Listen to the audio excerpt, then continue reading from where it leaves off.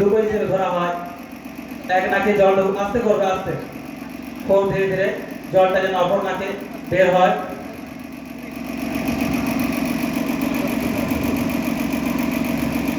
হ্যাঁ, খুব সুন্দর বালতিতে জলটা পড়ছে।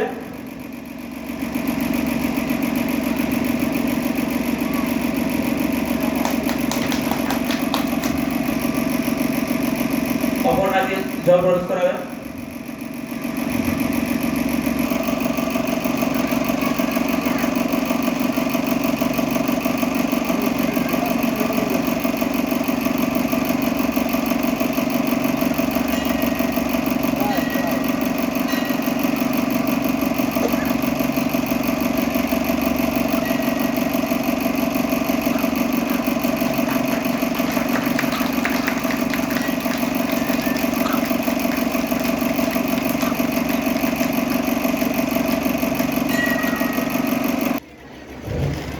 এই ক্যাথিটারটি প্রবেশ করার আগে বিশেষভাবে টেনে দেখে নিতে হয় ক্যাথিটারটা শক্ত বা মজবুত আছে কিনা, এবং পেটে যে জল খেয়েছে তা 1.5 থেকে 2 লিটার খাওয়ার প্রয়োজন, এবং ঈষদুষ্ণ জল।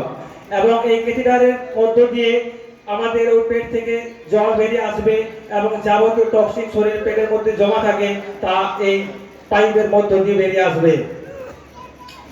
এই বিশেষ ক্রিয়াটি আমাদের মাসে একবার করার প্রয়োজন। অত্যধিক করলে আমাদের শরীরে এনজাইম ভেঙে যেতে পারে।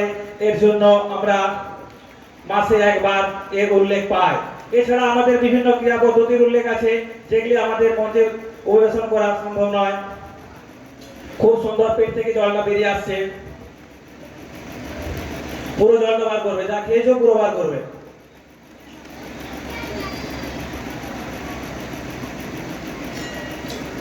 যারা দীর্ঘদিন গ্যাস অ্যাসিডিটি সমস্যায় ভুগছেন তাদেরকে যদি মাসে একবার করানো হয় তো শরীরে বিষাক্ত টক্সিন এবং গ্যাস অ্যাসিডিটি নির্মূল হতে বিশেষভাবে সহায়তা করে। আমাদের এই ধৌতির মধ্যে আবার বমন ধৌতির উল্লেখ আছে এবং বস্ত্র ধৌতি। যাদের অত্যধিক গ্যাস অ্যাসিডিটি, হাইপার অ্যাসিডিটি, তাদের জন্য আমরা বস্ত্র ধৌতি দিয়ে থাকি।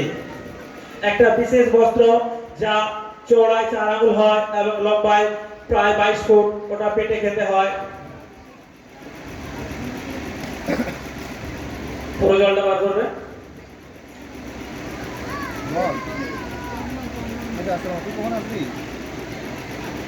পুরো জলটা বের করে দাও।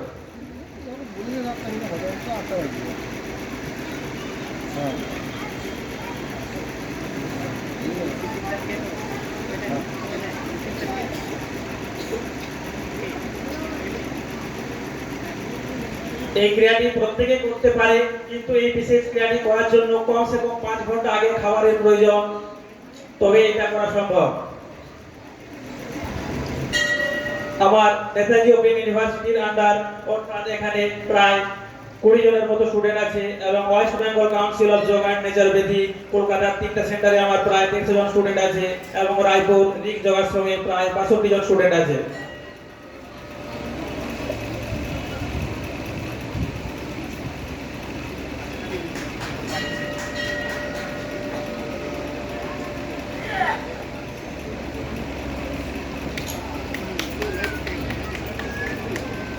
আস্তে আস্তে বার করে নাও, ক্যাথিটারটা আস্তে আস্তে বার করে নাও।